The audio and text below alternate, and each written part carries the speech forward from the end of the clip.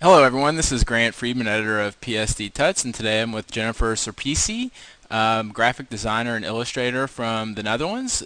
Jennifer, welcome to the show. Hey guys. Jennifer, I guess my first question with you is that, about a year ago you were still in design school, Yeah. and since then you have done work for agencies like Media Monks and Saatchi, Leo Burnett, and my question for you is, and this is maybe for some of our readers who are sort of, maybe where you were a year ago, or maybe even, a couple years behind you, is how did you manage to find jobs in such a short amount of time? Yeah. It wasn't easy in the beginning. Sorry, by the way, for my Dutch accent. Anyway, I don't know. It first started when I was at Behance. I just added someone to my network, and he was actually an employee at Media Monks, and he introduced me to his boss, and his boss asked me if I could be an intern, and I wasn't into school anymore. So then I asked if I could work there. And basically they just spotted me, and yeah, that's how I got my first job, because I just said, can I just work there instead without a degree? And I had a meeting there, and everything went fine, and they liked my work, and there it began. And I think it's hard to get the first job without maybe a degree, but once you had it with a good company, then it's like your key, to open every other door. Especially when you work at Saatchi, every other agency says, "Oh, you work for Saatchi? Okay, come here." It's not that hard anymore. So, and then I just applied for Saatchi and Saatchi to see what they do there. Actually, I just wanted to be a freelancer there, so I emailed them, "Do you guys have some work for me or anything?" And then they just wanted me to be an employee there. So I thought, okay, that's also nice. So that's how it turned out. Tell me, you have actually a pretty interesting story about how you got your first job regarding Behance. Would you sort of Yeah. go into that a little bit? Um, with what actually? Would you go into the sort of the background behind how you got your first job using Behance? Well, I didn't got it through the job list or anything. I Hmm. did use it a couple of times, but I didn't really. I don't know. I don't like it that much. But I don't know. I think it's nice if you go to someone's profile and you see, oh, they're working there, or they're an art director, to add them just in your network, because you already have that bound and they know who you are, and they happen to be an art director. So sometimes, just sometimes, I think, hey, that's interesting, and they will contact you then. So I think it's good to add a lot of people in your network. Not too much. I just did it a little bit too much, but yeah, it's good. So you're saying that you added you added someone as a friend on Behance Yeah. who saw your work and then eventually wanted to hire you. Well, he was just an employee. His name was Cake One, by the way. So if he sees this, thank you. But anyway, and he's a really good, talented Photoshopper, and he just asked his boss, "Hey, this girl, yeah, does this thing, and maybe she can work here or be an internship here." And yeah, and that's how it indeed began. And He was. did you get, was it an internship or was it a freelance position or was it a full-time position? How did that work? Well, they asked me, "Hey, we want you as a freelance. No, sorry, as an internship." But I just quit school. Well, a lot of story behind that, but I wasn't into school anymore, so I couldn't be an internship, well, an intern anymore there. So freelancer, I didn't really do that because I had no experience in that field whatsoever. Hmm. So then I just blindly asked, "Can I full time work there?" So that's what I did for 3 months. 8 hours a day or more. I just constantly Photoshop, and that's what I did. Yeah, and I really improved so much over there. It's like insane. The first day they were, I just worked with the mouse, and they just Hmm. said, "No, you're not going to do that 24/7 with the Wacom. That's how you do it." It's like, yeah, okay, okay. And I, yeah, and I didn't use shortcuts as well. And they were like, you're going to use them? Seriously. And they paste a little bit of notes on my screen and on everyone else, like, use your shortcuts. And they kept saying and bugging me, oh, Control Z and this and that. I was like, okay, okay, okay. And to be honest, I was like very stubborn then, like not trying to use the shortcuts or whatever, but it really turned out to be good. You improve so much by time, and there are really deadlines there that you need to, yeah, finish your work. And if you're just using your mouse and no shortcuts, it just slows it down a lot.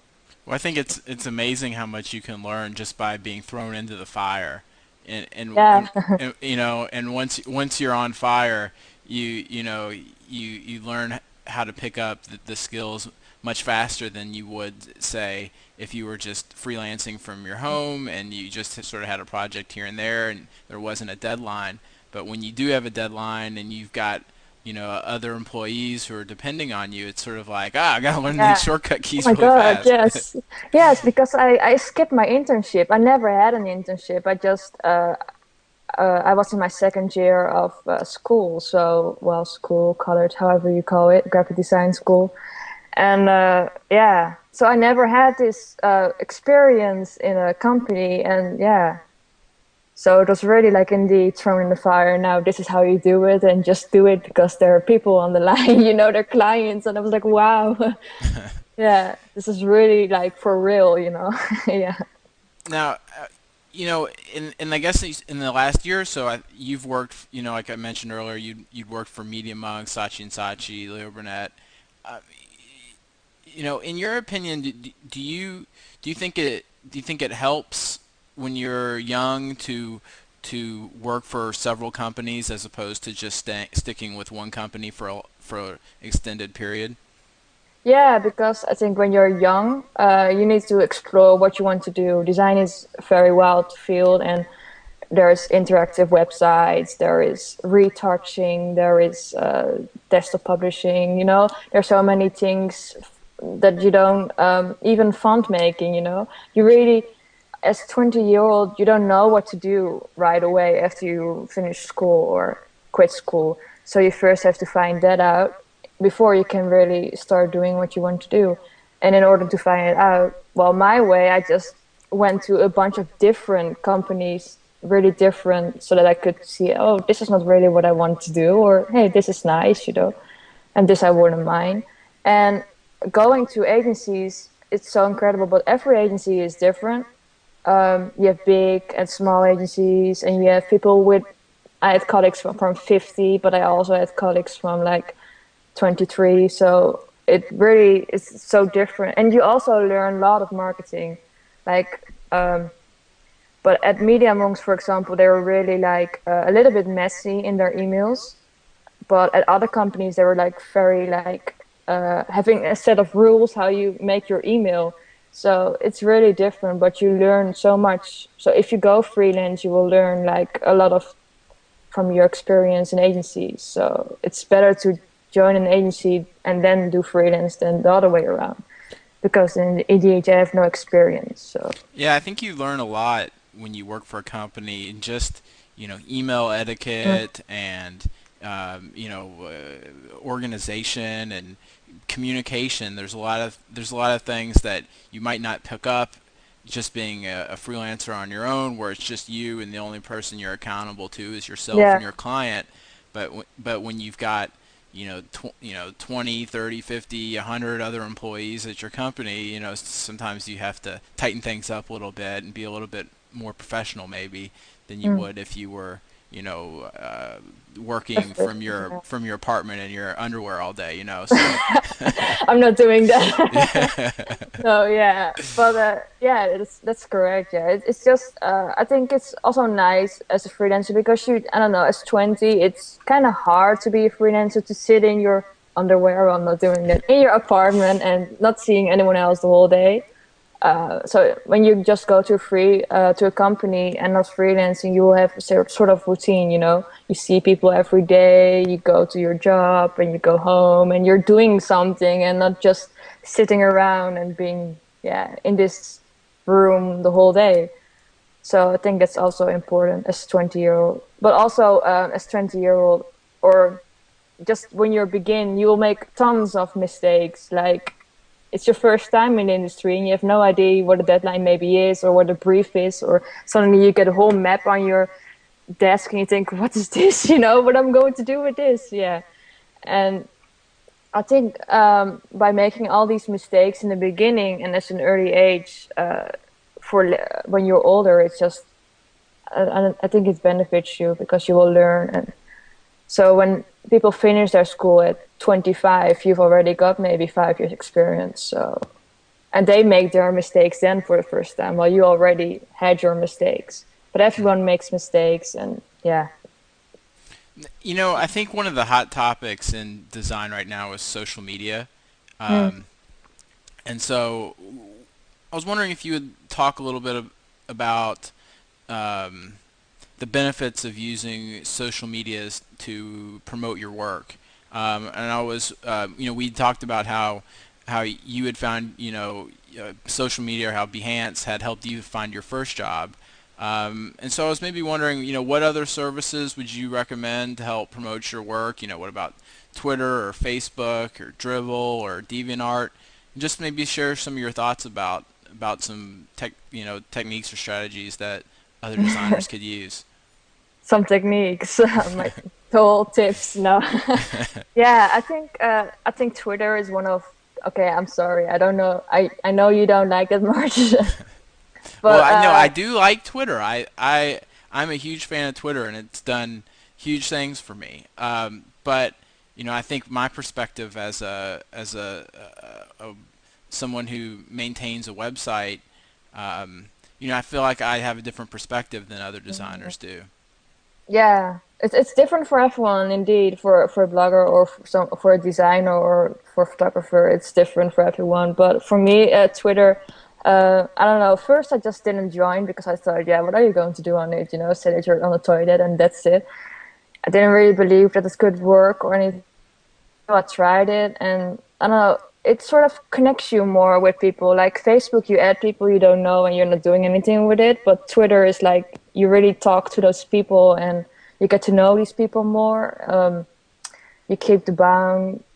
You meet up sometimes for festivals. And you can even search jobs on Twitter if you're on the search bar and say illustrator needed, and you can find a whole bunch of people who need an illustrator, stuff like that. So I find Twitter useful actually, and people can be up to date with what you're doing. So yeah, and it promotes your work like tons. If I just give a link on my Twitter, it gets so much page views. So um, and DeviantArt is I don't know, it's falling a little bit back. It's not really what it used to be anymore. I don't know, but people keep saying that like for years now from DeviantArt. I do like DeviantArt and what their motivation is, but I just don't like how you need to pay for stuff. And yeah, it could be more user friendly.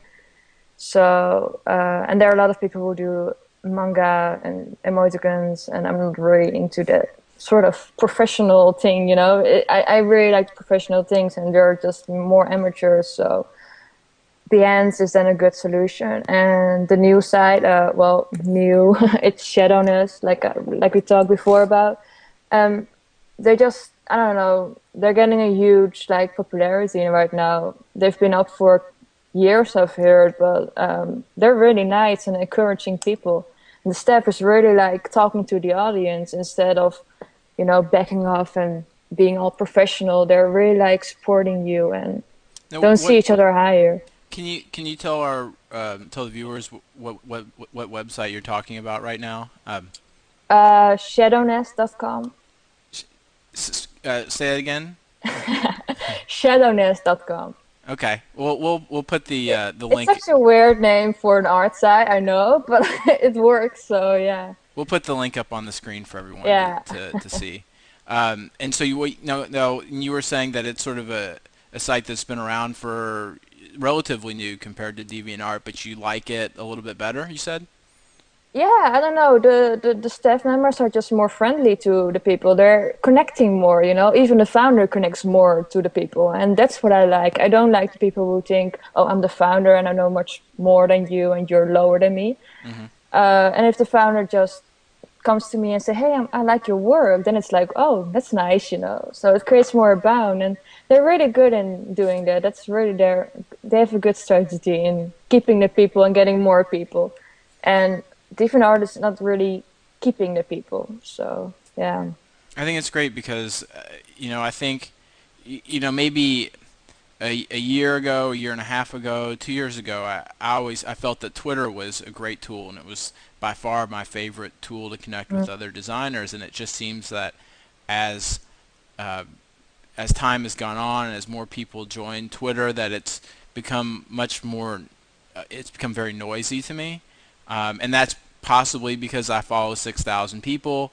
yeah. I don't Um, follow that much and people. so every time I get on there, it's just blah blah blah blah blah. I mean, it's just a stream of Yeah, stuff, and I can't follow it, and maybe I'm not taking the time to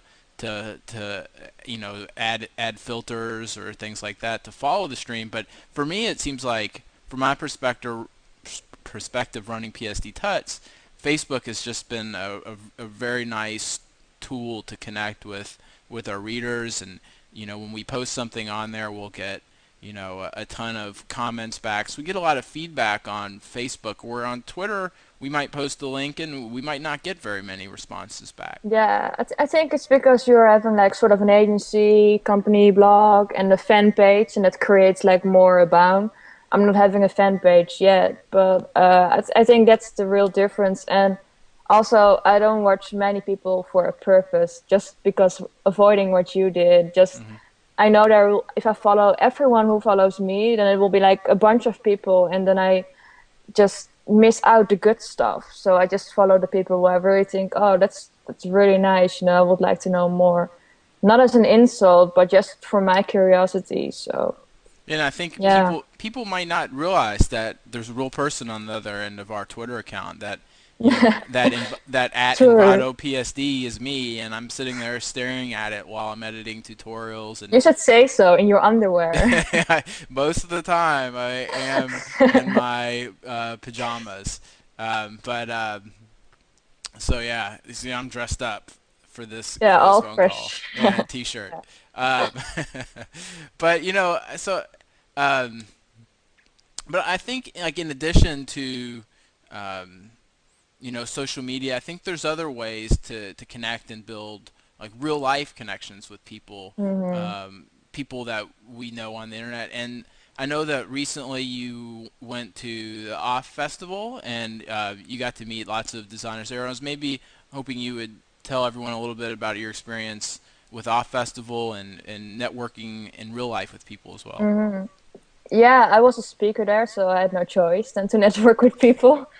Or people network with me, and it was nice. I mean, I just walked to off, and the first person I saw was James White. I was like, "Wow, is that really James? He looks like a tourist, you know. He looks like from Canada, and he has this heavy metal shirt on." So I thought, that should be James, and he has white hair. So, uh, and yeah, I don't know, because of his broadcast and Twitter, I knew him already, and it's so weird indeed because you talk with someone in real life and they're like you know them for ages. And yeah, I think the bound, the talk to talk, the giving a hand is just much more powerful than any other Twitter or anything else. It's just much more powerful, and it creates a bound, you know. I even got to know the director from of like Hector, and he's a really nice guy. And I don't know, it gives me more then I know who he is, you know. I shake his hand, and then I knew, oh, this is Hector, you know. That's nice to know. And then he also know who I am. So I don't know. I think it's very good to meet people outside the internet, and it's the best promotion you can have because people, whether they like you or not, they will talk about you. So hey, you know when I just met, you know, Hmm. and stuff like that. So, and you can give your business cards and stuff like that. So there were like a bunch of designers I've met, really good people. Also from digital arts editor I met, also a really nice guy. um, and a Behance from Turkey. So it's like a lot of people. I It was also nice. saw, you sent me a couple pictures from from when you were there, and I saw, of course, James White, and I saw Nick Campbell from Grayscale Gorilla. He was there with you. Yeah, yeah. Who else did I see in there? I've got the pictures over here to my right. But I recognized quite a few people in those pictures, which was cool because those are people that I've never met either. But of course, I I did. follow, but I follow their blog, as Yeah. well, and so um, it is pretty neat to sort of meet those people in real life. Um,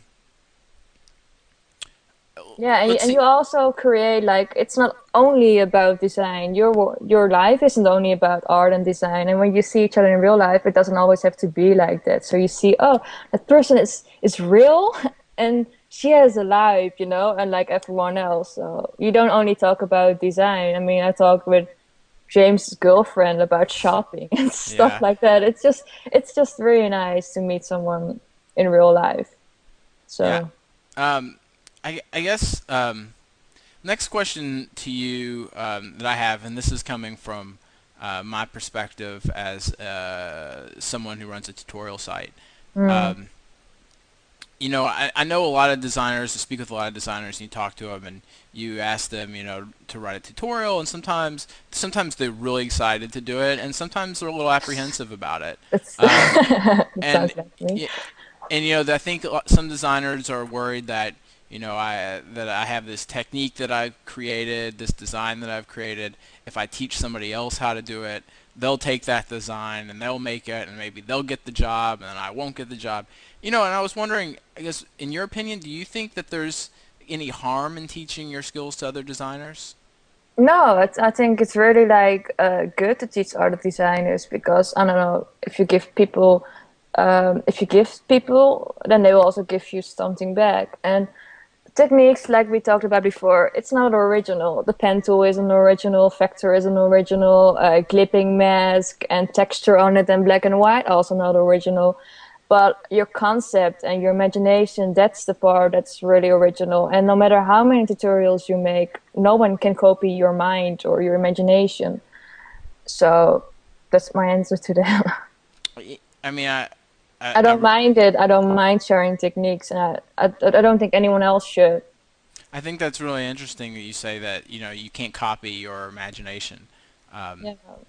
I think that's a really interesting thing because I mean it's true that you could look at any designer's work and you could say, is that really that original? I mean, and I think the creative part of the work, what really makes it unique, is the imagination behind it, the The idea thought behind behind, the piece. yes, yeah, everyone has a different thought behind their work, but like I also showed that off the video.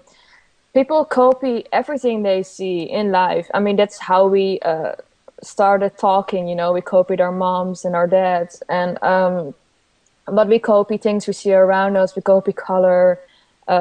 The, if you see a vector piece in advanced Photoshop, and we don't really want to copy it, but it just keeps in our mind. So nothing is original. No matter how many people say I have original work and you don't, they also have no original work. But their imagination, that's the thing that's original. And some people do not have a concept or imagination.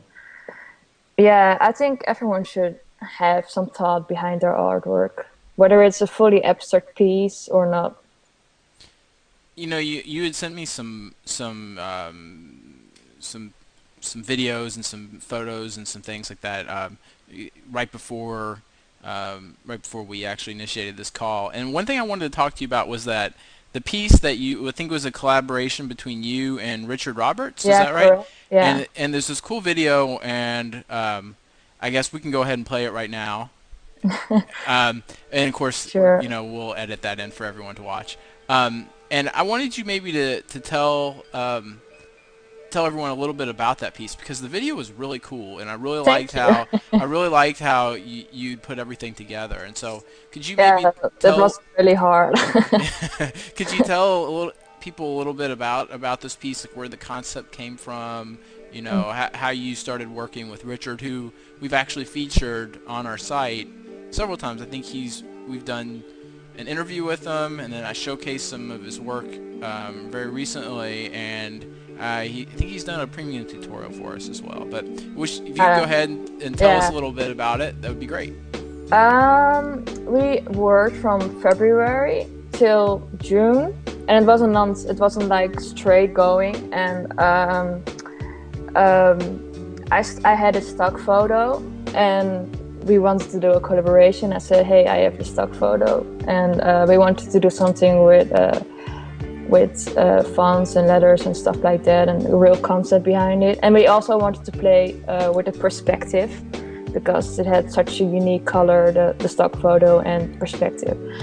Um, so what I first do, it was giving the stock photo to Richard, and I don't know, somehow we ended up with saying to each other, yeah, something like a word would be nice, and doing stuff around it. We didn't came much far with that, and he gave it back to me, and he said, and I saw the letters grow, which he made, and then I thought, that's nice, that's a really nice word with the piece. So we sort of gave each other like two letters. I got the G and the O, and he got the R and the W, and we worked along with those letters for like till June. We had some arguments in between because Richard and I are kind of the same, and we're also stubborn, but it worked out fine. And I don't know, it happened to be a really good piece. It had like why the video is so nice is because it had like around 900 layers. I did it on purpose, like so many layers not into one, because before I make the video I switch everything off and then I do it on, and then it creates this unique sort of that I work directly on it while it's not. But yeah, that's where we worked on it. It was really nice though, to show what you can do more in with fun. I know how to paint glass and plants and trees and stuff like that, or fire, but I just never showed it. So this was a good piece to show what I can also do more. That's what I like, to be honest, with every piece, what you can show more and more and more. And that's why agencies hire you. They don't hire you when you have like everything the same, They hire you if you can show them what you can do more.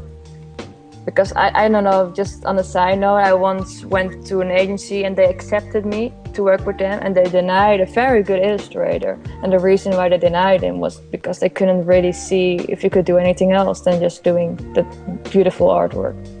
So I think it's good with every artwork you make to show a difference, what you can do. But yeah. Yeah, well, I think I liked it, and I think our viewers will probably like it as well. I guess that's all the questions I have. Do you have any final thoughts or anything you'd like to say to our viewers or anything? What would I say? Just keep on going with what you're doing. Believe in yourself. Sometimes it's hard, Sometimes you walk against things, you fall down, and it's hard to get back up. But I think everyone has his own creativity, so don't let anything or anyone stop you. All right. Yeah. Well, Jennifer, well, thanks for chatting with me, Yeah, and thank you. I look forward to talking with you again. Yeah, sure. Bye. See you later. See you later.